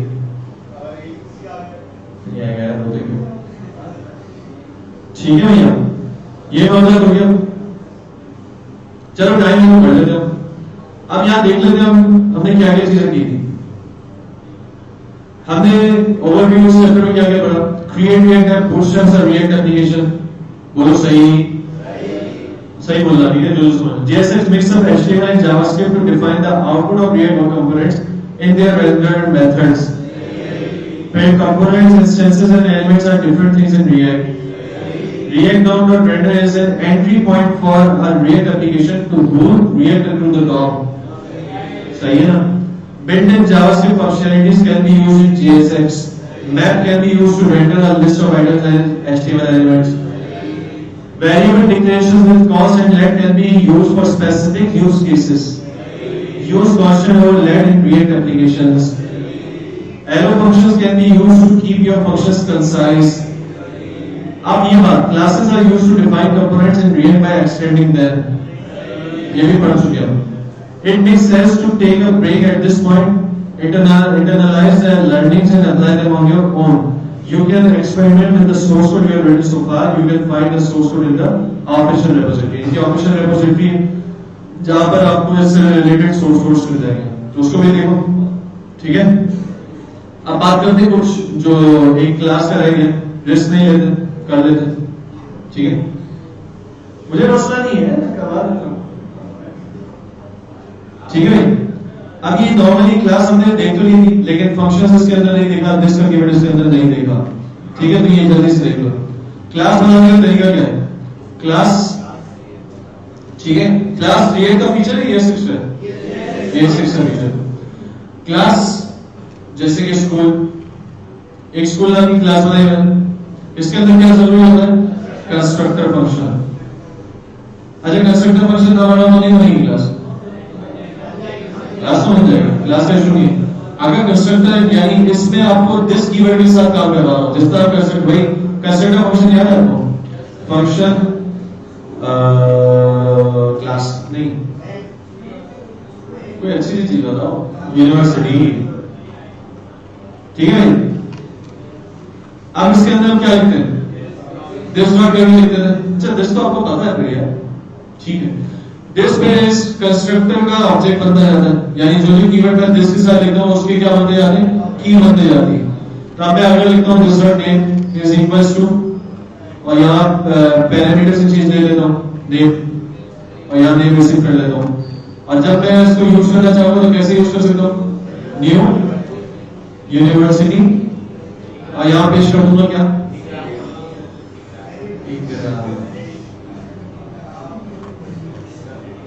तो इससे एक ऑब्जेक्ट बना दिया इकरा यूनिवर्सिटी का. इसी तरह मुझे पास्ट यूनिवर्सिटी का बनाना था, मैंने पास्ट लिख दिया, ठीक है? इसी तरह केयू. तो अब ये सब के लिए रिपीटेबल ऑब्जेक्ट बनाना ऐसा ही है. कंस्ट्रक्टर फंक्शन सबको आते हैं समझ में? अब यही कंस्ट्रक्टर फंक्शन ES6 ने नए फीचर के साथ दिया, क्लास. किसके साथ दिया? क्लास के साथ. अब हम क्लास बनाते हैं स्कूल की, क्लास और बनाया स्कूल, ठीक है? अब इसके अंदर जब मुझे दिस कीवर्ड्स, जैसे मैंने कंस्ट्रक्टर फंक्शन के लिए इस्तेमाल किए, वही दिस कीवर्ड मैं डायरेक्टली इस्तेमाल नहीं कर सकता, यहां पर इसको किसी ना किसी फंक्शन की जरूरत होगी. तो इनिशियली ये फंक्शन देता है कंस्ट्रक्टर के नाम से, जिसके अंदर हम दिस कीवर्ड्स को यूज कर सकते हैं. जैसे मैंने यूज किया कंस्ट्रक्टर, ठीक है?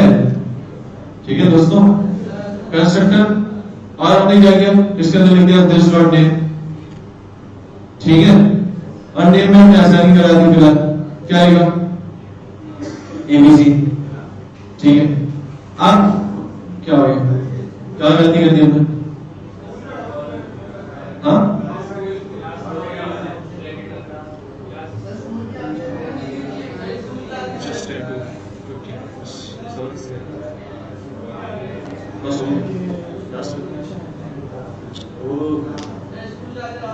हाँ भाई, स्कूल में आए, राउंड ब्रैकेट नहीं आएंगे, चीते बनते हैं, इन सब के नाम कंपनी में जाएंगे, ठीक है भाई? आप क्या करेंगे? इसको वैसे ही चेक कर लेते हैं. न्यू स्कूल, तो हमें क्या रिटर्न आएगा? ऑब्जेक्ट आएगा जिसमें नेम ABC लिखा है. बेहतरीन हो गया. फुट पे देखो. अच्छा, रिसीव करना हो, जैसे हमने पिछले उसमें रिसीव किया, तो हम कंस्ट्रक्टर फंक्शन में रिसीव करेंगे, यानी यहां पर हम नेम लिखेंगे, तो वहां से जो भी नेम देंगे वो नेम उसमें आ जाएगा, ठीक है? स्कूल बोला पैलेट फाइल कर दिया आपने, तो रोने की क्या बात है, दूसरे नाम से कर देते.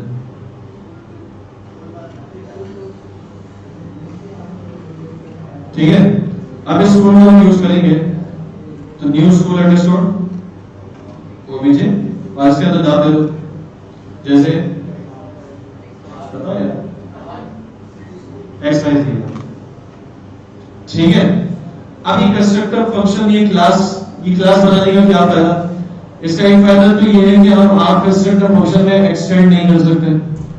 जैसे अभी हमने कंपोनेंट एक्सटेंड किया रिएक्ट का, रिएक्ट का कंपोनेंट जैसे एक्सटेंड किया तो वो हम आप एक्सटेंड का फंक्शन में नहीं कर सकते, तो उसके लिए हमने क्लास यूज की कि क्लास में हम आराम से एक कंपोनेंट यानी जो भी चीज हमें एक्सटेंड करनी है वो कर सकते हैं। ठीक है, अब सीखिए क्लास में फंक्शंस बनते हैं, क्या बनते हैं, फंक्शन बनते हैं। ठीक है, उसको हम ज्यादा डीप में नहीं देखते, बस बनाने का तरीका देख लेते हैं। तो इसके अंदर फंक्शन बनते हैं, वो फंक्शन दिस के साथ कॉल होंगे। ठीक है, जैसे कि मैंने बनाया गेट टेक्स्ट, आपको मैं रिएक्ट में करके छोटा सा करके दिखा देता हूं। पहले अभी इतना क्लियर ना हो, क्या रेंडर सुपर मैंने लिखा गेट टेक्स्ट और यहां पर मैंने इसको कर दिया रिटर्न। क्या रिटर्न किया, हेलो वर्ल्ड। अब ये रेंडर में अगर इसको मुझे यूज करना है तो ये देखो, अब मैं ये कंस्ट्रक्टर में जो भी चीज फंक्शन बना रहा हूं ना वो सिर्फ दिस में ऐड होता जा रहा है, यानी this dot this dot this dot. तो अब यहां अगर मुझे यूज करना है, फॉर एग्जांपल मैंने ये h1 है, h1 की बजाय मैं यहां पर फंक्शन का रिटर्न चाह रहा हूं कि जो भी स्ट्रिंग फंक्शन से रिटर्न हो रहा है वो, तो इस फंक्शन को यहां कॉल कर दूंगा। किस तरह, कर्ली ब्रेसेस में लिखूंगा दिस डॉट गेट टेक्स्ट। अब ये गेट टेक्स्ट को कॉल करेंगे, उसके अंदर से जो भी चीज रिटर्न हो रही है वो यहां लिख देगा। चेक कर लेते हैं क्या बोल रहा है, index is not defined, type index का मसला हो गया यहां पर।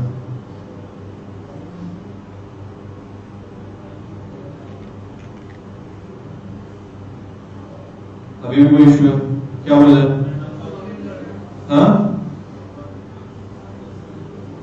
Return value dot map number और अराइव रिटर्न किया मैंने, क्या मसला है, object does not support property और मेथड मैप। वैल्यू वैल्यू क्या आ रहा है, अरे ऑब्जेक्ट चेंज कर दिया मैंने, यहां इसको हटा देते हैं।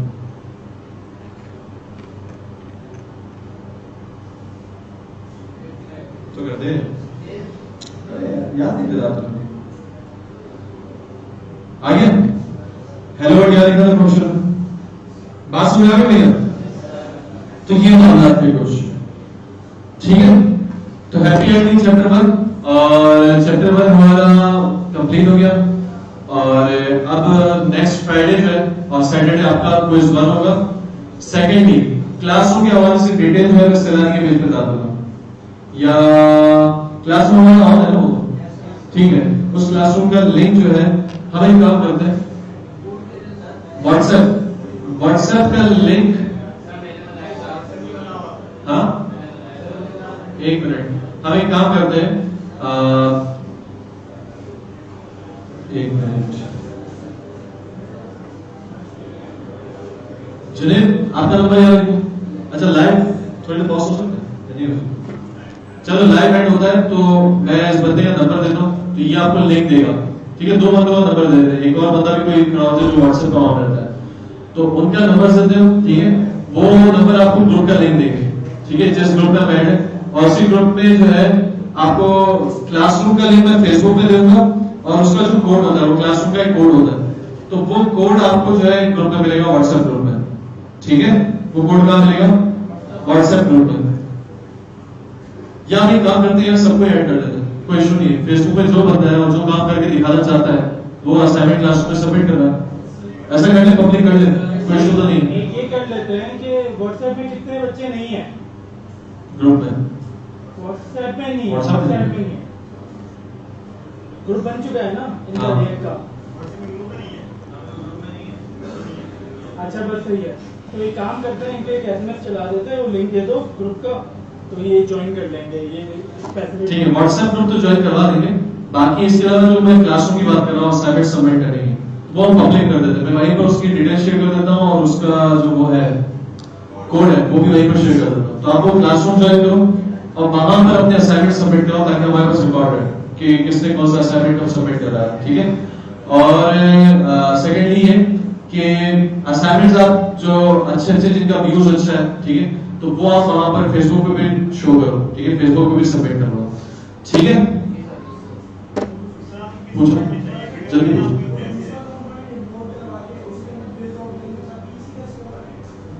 दूसरा कंपोनेंट, हाँ, हम ये कंपोनेंट्स के यूजेस की बात करेंगे, ठीक है, आगे जाके बात करेंगे, अभी इसकी डिटेल में नहीं जाओ। अभी जितना काम यहाँ से पता चल रहा है आपको, बस उसको उस तक रहो और उसको फिर इम्प्लीमेंट करो सही से, ठीक है। नहीं, जस्ट आपको कोड और अपनी फाइल्स शेयर करनी है, ठीक है। आपने फाइल्स का काम किया और चाहो तो डिप्लॉय करके भी शेयर कर सकते हैं अपना कोड, ठीक है। फाइल्स पे डिप्लॉय करना, ठीक है। मैं आपको असाइनमेंट दूंगा, आपको असाइनमेंट किस तरह से करना है वो सारा मैं आपको डिटेल दूंगा, ठीक है। ओके, कैसी चल रही है आप लोगों की क्लासेस? मजा आ रहा है? मजे लेने के लिए आप लोग की क्लासेस? अच्छा, द थिंग इज, ठीक है फाजिल, जैसा कि आप लोग जानते हैं कि डे आफ्टर टुमारो इज 14 अगस्त। क्या मतलब 14 अगस्त को? तब्दीली आएगी। 14 अगस्त को हम आजाद हुए थे, इट्स आवर इंडिपेंडेंस डे। तो मैं ये सोच रहा था कि व्हाट इफ कि हम 14 अगस्त को आप और हम एक साथ नहीं होंगे, तो उसकी 2 महीने की सेलिब्रेशन अभी हो जाए। तो बिल्कुल आपकी एक बात में ले आइएगा, वो भी काट लेंगे, बट अभी हम जनरल सेलिब्रेशन करते हैं। मैं चाह रहा था कि हम डायरेक्ट नेशनल एंथम की तरफ जाएंगे, बट मुझे ऐसी फीलिंग आ रही है कि मेरे बराबर में काशिफ सुलेमान बैठा है, तो एक पहले मिली नगमा हो जाए और then we will go for the national anthem.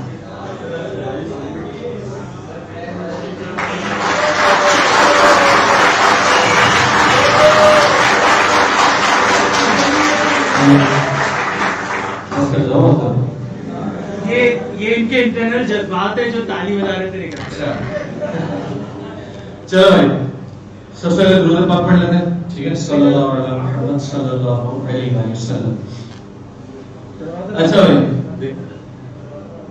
हाँ भाई, तो पाकिस्तान जिंदाबाद। चलो मिलिए मोहब्बत में। ऐ मेरे प्यारे वतन, वतन पाक, वतन पाक, वतन पाक, वतन, ऐ मेरे प्यारे वतन, वतन पाक, वतन पाक, वतन पाक, वतन, ऐ मेरे प्यारे वतन, तुझसे है मेरी तमन्नाओं की दुनिया भरनो, तुझसे है मेरी तमन्नाओं की दुनिया भरनो, अज़्म मेरा है कभी मेरे इरादे गयोर, मेरी हस्ती में अना है, मेरी हस्ती में शऊर, जहाँ फिज़ा मेरा तख़य्युल है तो शीरीन सुहर, ऐ मेरे प्यारे वतन, ऐ वतन पाक, वतन पाक, वतन पाक, वतन, ऐ मेरे प्यारे। आपकी मतलब नहीं कर पाएंगे, जिस तरह पाकिस्तान जिंदाबाद नहीं रह रहा है, इस तरह ये मेरे पास सब साथ पढ़ो। ऐ वतन पाक, वतन पाक, वतन पाक, वतन, ऐ मेरे प्यारे वतन, ऐ वतन पाक, वतन पाक, वतन पाक, वतन, ऐ मेरे प्यारे वतन। पाकिस्तान जिंदाबाद। अच्छा, तमाम लोगों से गुजारिश है कि आप अपने नशिस्तों में खड़े हो जाएं ताकि हम लोग जो है कौमी ताना करें।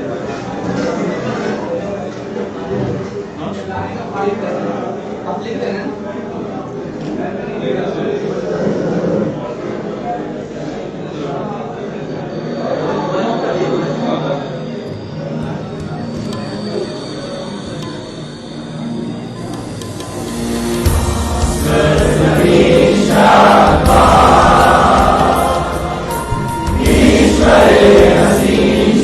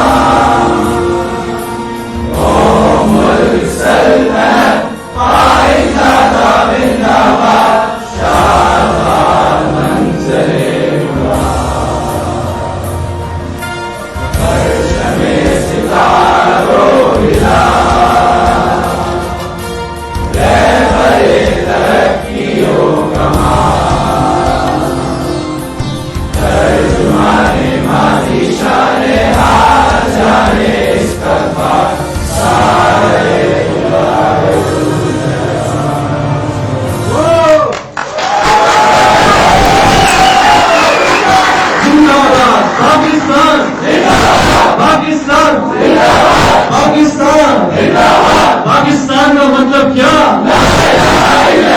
कौन हमारे रहनुमा? मुहम्मद रसूलुल्लाह। पाकिस्तान का मतलब क्या? कौन हमारे रहनुमा?